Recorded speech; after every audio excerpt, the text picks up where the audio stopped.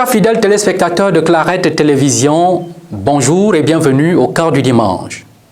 La rencontre avec Jésus et l'obéissance à sa volonté nous fait rayonner sous le regard de ceux qui ont connu notre passé et qui ont connu, peut-être participé à notre histoire.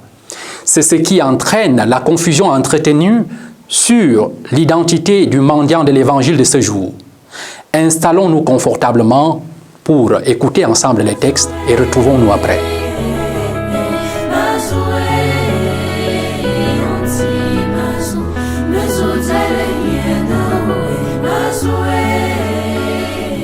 Le Seigneur soit avec vous et avec votre esprit.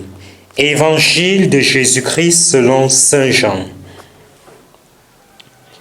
En ce temps-là, en sortant du temple, Jésus vit sur son passage un homme aveugle de naissance. Il cracha à terre et avec la salive, il fit la boue, puis il appliqua la boue sur les yeux de l'aveugle et il lui dit: Va te laver à la piscine de Siloé.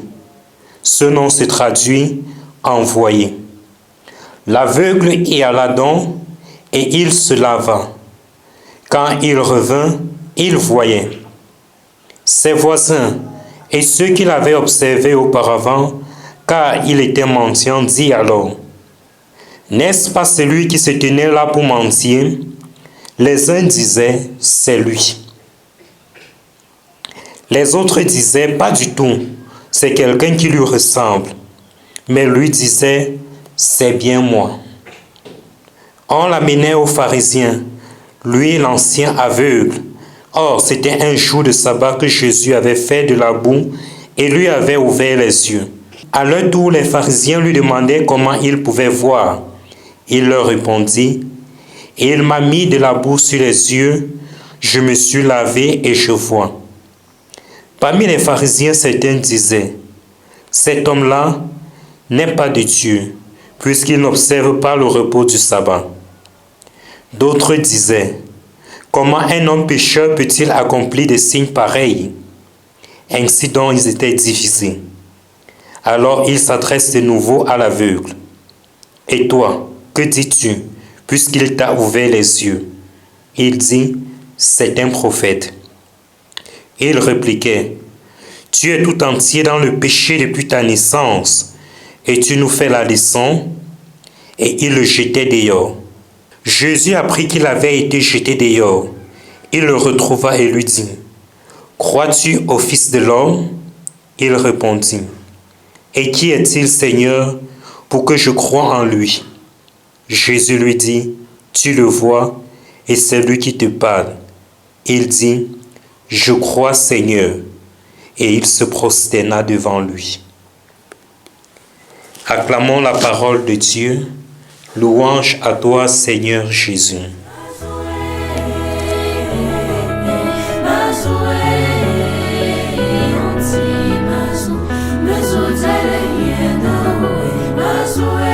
Chers frères et sœurs, chers fidèles bien-aimés du Christ, nous célébrons aujourd'hui le 4e dimanche de carême de l'année liturgique, cycle A, appelé aussi dimanche de joie. En effet, la liturgie nous invite aujourd'hui à expérimenter une joie aussi bien intense que profonde. Bref, une allégresse, tandis que la Pâque du Seigneur est imminente. Dans la première lecture tirée du premier livre de Samuel, le prophète consacre David comme second roi d'Israël. Dieu a vu en ce jeune berger des qualités qui le prédisposaient à paître le peuple élu au titre de roi. Et dans la seconde lecture, l'apôtre Paul invite les fidèles du Christ à se conduire en fils et filles de la lumière, c'est-à-dire à la suite du Christ dans la justice et la droiture, la bonté et la vérité tout court en vue de plaire au Seigneur. L'évangile de ce 4e dimanche nous présente Jésus qui guérit un aveugle de naissance. Jésus est cause d'une grande joie pour cet aveugle-né parce qu'il lui a donné la vue du corps et celle de l'esprit. Comme nous le disait Saint Paul il y a un instant dans la seconde lecture d'aujourd'hui, Jésus se révèle comme la lumière qui redonne la vue corporelle et spirituelle aux aveugles. Cet aveugle a vu la lumière qui est le Christ. Les hommes se divisent face au miracle de Jésus sur l'aveugle. Et je pense qu'il y a lieu ici de relever quelques réactions des gens face aux 10 miracles. D'abord, certaines personnes s'ouvrent à la lumière qui est le Christ, quand d'autres restent aveugles, se refusant de croire en ce messager de Dieu. Ensuite, l'aveugle-né, lui, comprend ce que sa guérison signifie.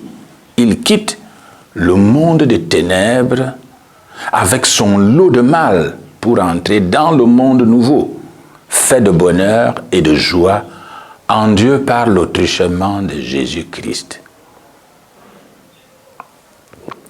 Ses parents, eux, sont craintifs, voire même opportunistes. Pour leur part, les pharisiens, ne sachant que juger les autres, ne se rendent pas compte qu'ils se condamnent eux-mêmes. Frères et sœurs, chers fidèles bien-aimés du Christ, l'évangile d'aujourd'hui nous enseigne une autre manière d'interpréter ce miracle. L'homme guéri, c'est un croyant. Ensuite, Jésus-Christ demande à ses fidèles qu'aussi longtemps qu'il fait jour, nous devons faire les œuvres de celui qui l'a envoyé, Jésus-Christ, notre Seigneur. Lui-même, il affirme qu'il est venu dans le monde pour une remise en cause. Ceux qui ne croient pas verront, et ceux qui voient seront aveugles.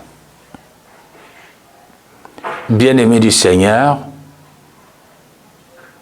quelle est nécessaire cette lumière de la foi qui est le Christ? La lumière de la foi nous aide à plus d'un titre. Elle nous aide à voir la réalité dans sa vraie dimension. Sans elle, nous serions des aveugles, vous et moi. La lumière du Christ que nous recevons depuis notre baptême doit éclairer toute notre vie et faire briller celle-ci de la sainteté de Dieu 3 fois saint. Mais une seule chose peut nous séparer de la lumière et de la joie que nous donne Jésus, c'est le péché. Le péché, c'est vouloir vivre loin de la lumière du Seigneur. Malheureusement, beaucoup d'êtres humains, y compris nous-mêmes, s'enfoncent dans les ténèbres du péché. La Pâque du Seigneur est toute proche. Allons nous laver dans les eaux purificatrices au sacrement de la réconciliation. Qu'au sortir de là, mes frères, mes sœurs, en ce temps de carême, nous retrouvions notre splendeur chrétienne et la joie d'appartenir au Christ.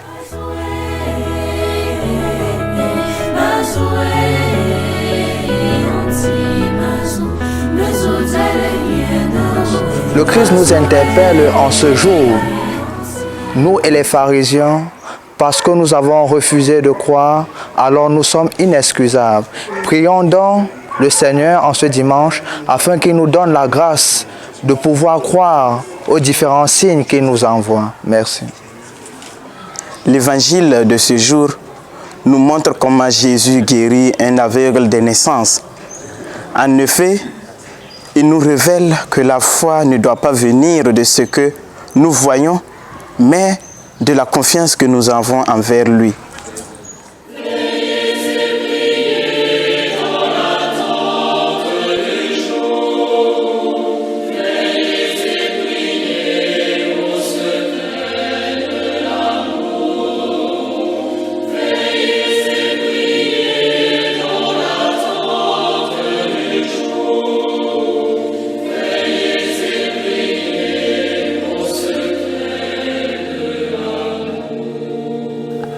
Le Seigneur soit avec vous.